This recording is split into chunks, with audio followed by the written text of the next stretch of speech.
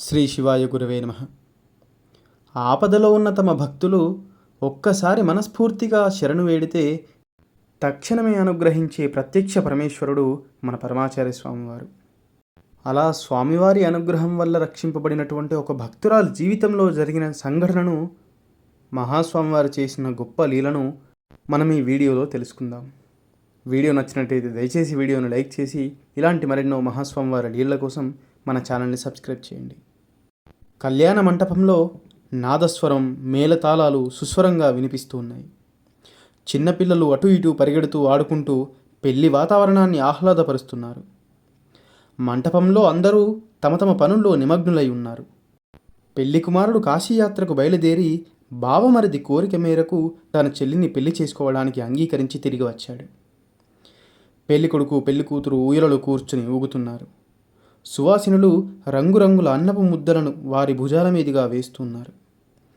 తరువాత ఇద్దరూ ఒకరి చేతులొకరు పట్టుకొని కళ్యాణ వేదికను ఎక్కు కూర్చున్నారు. హఠాత్తుగా ఇంతటి ఆనందం ఆవరణమై మంటపంలోని సంతోషమయ దృశ్యాలు ఆగిపోయాయి. ఏం జరిగింది? అక్కడ కూర్చున్న పెళ్లి కుమార్తె హఠాత్తుగా కళ్ళు తిరిగి కుప్పకూలిపోయింది. వెంటనే ఆ అమ్మాయికి మూర్ఛ వచ్చింది. కాళ్ళు చేతులు కొట్టుకోవడం ప్రారంభించింది. హఠాత్తుగా నోటి నుండి నురగ రావడం మొదలైంది. అదంతా చూస్తున్న అమ్మాయి తల్లిదండ్రులు విపరీతంగా భయపడుతున్నారు. ఏం చెయ్యాలో పాలుపోక ఇరు కుటుంబాల వారు ఆందోళన చెందుతున్నారు. ఇంతలో బంధువులొకరు వైద్యునికి కబురు చేసి ప్రథమ చికిత్స కోసం అమ్మాయిని పక్కకు మోసుకెళ్లారు.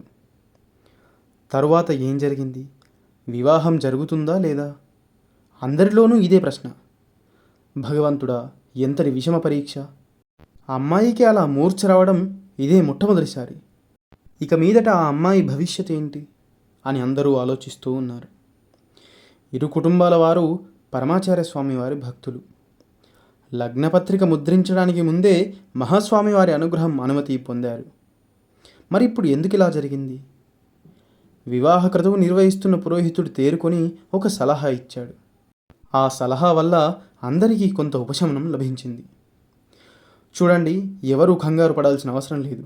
ముహూర్తానికి ఇంకా చాలా సమయం ఉంది. మనందరికీ పరమాచార్యుల వారే రక్షకులు. ఎవరైనా ఇక్కడ జరిగిందంతా మహాస్వామి వారికి విన్నవించి వారి సలహా తీసుకోండి, వారి ఆజ్ఞ ప్రకారం నడుచుకుందాం అని సలహా ఇచ్చాడు.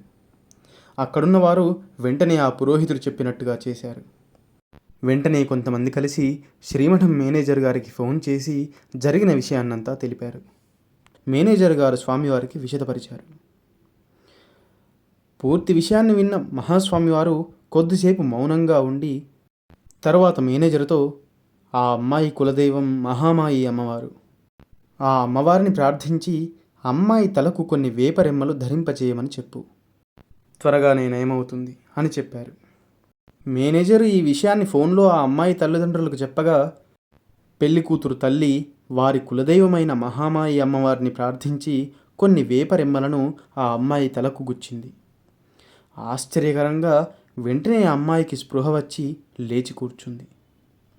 అబ్బాయి తరపు వారు కూడా పరమాచార్య స్వామి వారి భక్తులొకట వలన ఎటువంటి ఆక్షేపణ చెప్పలేదు.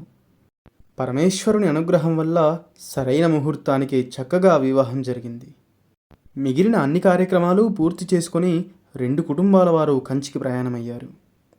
పరమాచార్య స్వామివారి పరిపూర్ణ అనుగ్రహంతో పెళ్లి సాఫీగా జరిగిందని ఇరు కుటుంబాల పెద్దలు వినయంతో చెప్పారు. మహాస్వామివారు ఆ మాటను దాటివేస్తూ మహామాయి అమ్మవారి అనుగ్రహం వల్ల వివాహం చక్కగా జరిగింది అని చెప్పి చిన్నగా నవ్వారు. అమ్మాయి తండ్రి స్వామివారితో, పెరియవా, మా అమ్మాయికి ఇలా ఎప్పుడూ మూర్ఛ రాలేదు. అలాంటిది ఇప్పుడు హఠాత్తుగా రావడం వల్ల మేమందరం భయాందోళనలు చెందుతున్నాము. దయచేసి దీనికి పరిష్కారం తెలుపగలరు అని స్వామివారిని వేడుకున్నాడు. ఇప్పుడు ఆమె సంపూర్ణ ఆరోగ్యవంతురాలు అని పరమాచార్య స్వామివారు చెప్పి అమ్మాయి చక్కగా ఉంటుంది అని చెయ్యెత్తి ఆశీర్వదించారు. సాక్షాత్తు పరమాచార్య స్వామివారే ఆశీర్వదించి అభయాన్నిచ్చిన తర్వాత అంతకంటే కావాల్సిందేముంది? అపార కరుణాసింధుం జ్ఞానదం శాంతరూపిణం శ్రీ చంద్రశేఖర గురుం ప్రణమామి ముదాన్వహం. సర్వం శ్రీ గురుదివచరణారవిందార్పణమస్తు. స్వస్తి.